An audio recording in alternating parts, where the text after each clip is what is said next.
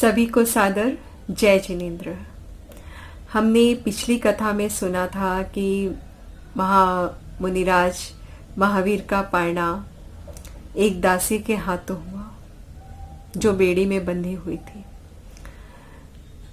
नगर में चारों ओर आनंद का माहौल था, पर साथ में एक प्रश्न भी कि ये दासी कौन है और अभी अभी हम इन्हें बंधन में देखा था, इसके बंधन कहाँ गए। तब हमारी महासती चंदना क्या विचार करती है, बहुत मार्मिक और गंभीर बात है, ध्यान से सुनिएगा। क्या विचार करती है? अरे, मुझे बंधन में देखा था, पर मैंने तो कभी भी अपने आप को बंधन में स्वीकार ही नहीं किया।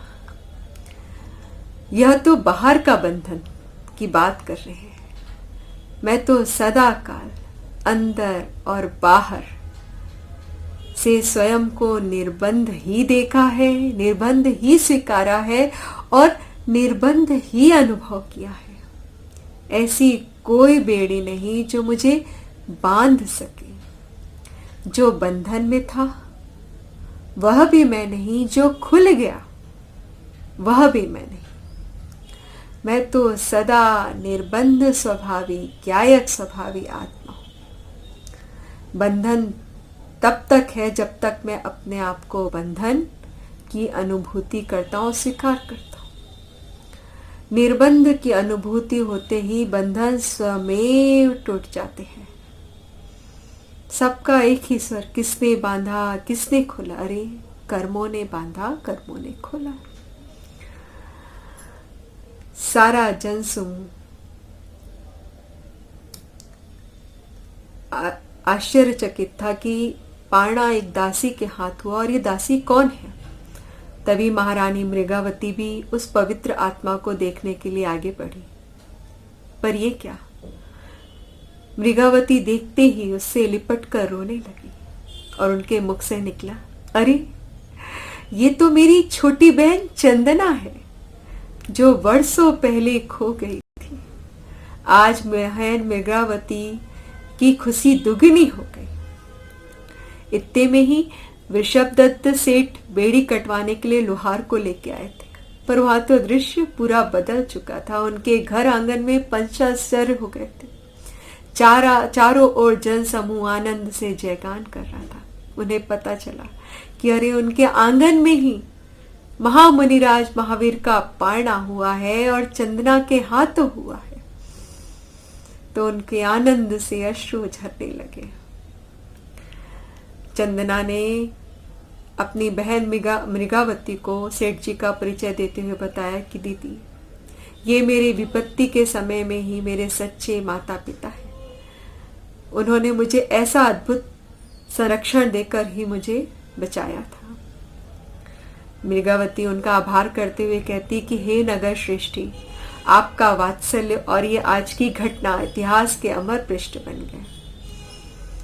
सेठ जी ने कहा चंदना से, चंदना,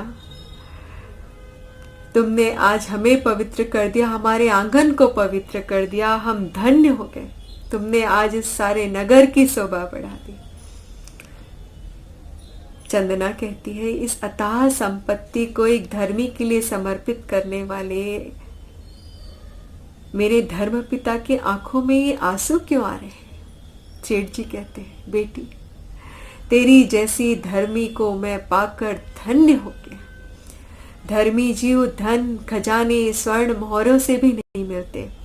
उन्हें पाने के लिए, ध्यान से सुनना, धर्मी जीव उन्हें पाने के लिए विनय, वैयाव्रत, समर्पणता चाहिए। हमारी बेटी को कितना कष्ट उठाना पड़ा, कितना अन्याय सहना पड़ा। तो चंदनबाला कहती है, पिताजी, स्वभाव में कुछ होता नहीं है। मेरे ज्ञान स्वभाव में तो उसका दुख बंधन तो कभी था ही नहीं, और परिणमन में भी अचानक अन्यायपूर्वक कुछ होता नहीं, जो भी होता है क्रमबद्ध ही होता है, सब निश्चित है। वर्तमान की प्रतिकूलताएं तो पूर्व पाप के उदय का फल है, जिसे तो भोगना ही पड़ेगा। जब तक बुद्धिपूर्वक राग की दशा है तब तक यही भावना है कि समस्त मन वचन काय व संयोग धर्म प्रभावना एवं आप जैसे समर्पित धर्मी जीवों की सेवा में लगे रहे, भले प्राणों की कीमत दांव पर लगाना पड़े। सेठ जी कहते हैं, बेटी मुझे क्षमा कर दो, मैं तुम्हारी जैसे धर्मी जीव की रक्षा अच्छे से नहीं कर पाया, तुम्हें बंधन में रहना पड़ा। तो चंदन बाला क्या उत्तर देती है, अब वो हम अगली कथा में सुनेंगे। तब तक के लिए सबको जय जिनेंद्र।